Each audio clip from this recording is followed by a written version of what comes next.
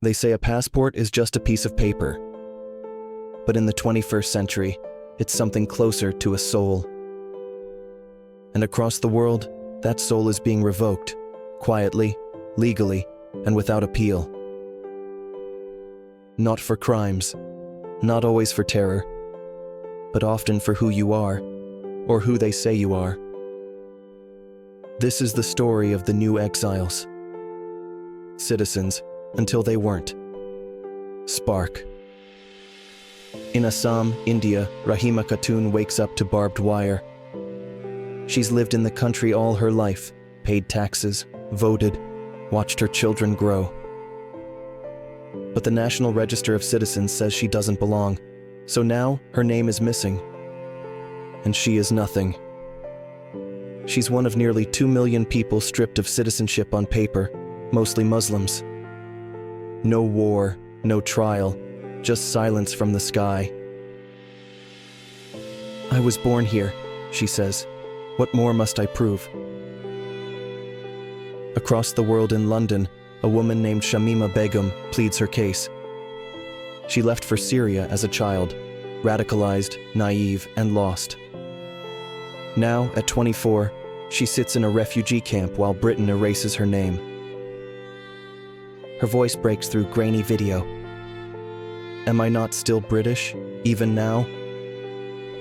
She was born there, but the Home Office says she could have been Bangladeshi. So now she's no one and nowhere. Spiral. This isn't just India or Britain. In Bahrain, a poet writes a line critical of the king. The next day, his passport vanishes. His identity follows. In Myanmar, entire families of Rohingya children grow up stateless, confined to camps they can't leave. Their crime? Being born Rohingya. In the Dominican Republic, tens of thousands of Haitians, some third generation, wake up to learn their citizenship was retroactively canceled. No paperwork, no proof, no appeal. And in the United States, Baljinder Singh is stripped of naturalization for a decades-old paperwork error. He served the country, paid his dues, but the fine print in his past became a noose. In each case, the state draws a red line around belonging and erases those who cross it.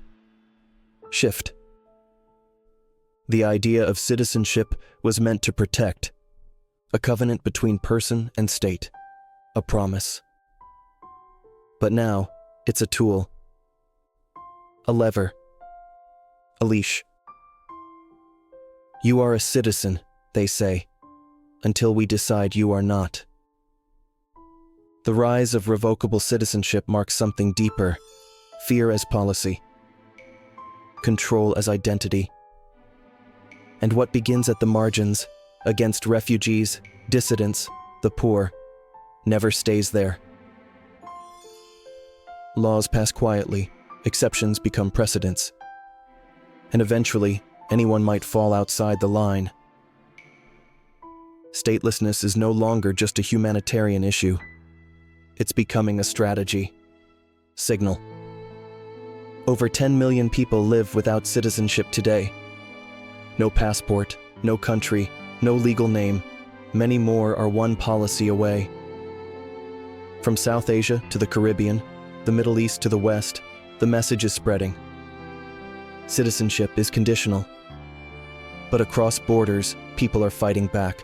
Lawyers, activists, families, ordinary people building networks of solidarity. If they erase our names, one Bahraini exile says, we'll write them back in. Some are taking countries to international court. Others are creating underground documentation hubs. And some, like Rahima, simply keep speaking. Not for vengeance, not even for safety, but to remind the world, belonging is not a gift the state bestows. It is a birthright, a bond, a story.